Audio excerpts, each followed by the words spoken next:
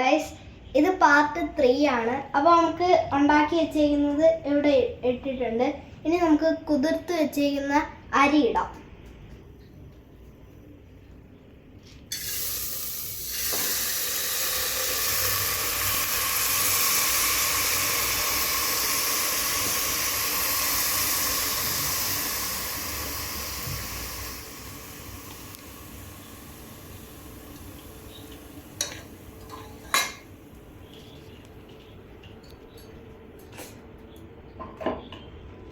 Okay, ഇനി നമുക്ക് mix ചെയ്യാം.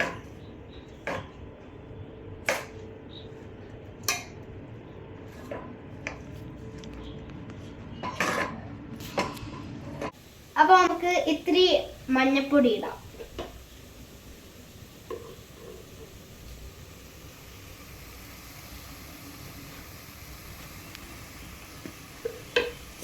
ഇനി മിക്സ് ചെയ്യാം.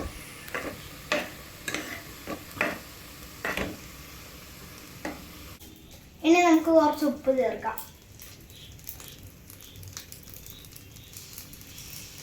2.5 ഗ്ലാസ് അരിയാണ് എടുത്തേക്കുന്നത്. അപ്പം 3.5 ഗ്ലാസ് വെള്ളം ഒഴിക്കാം.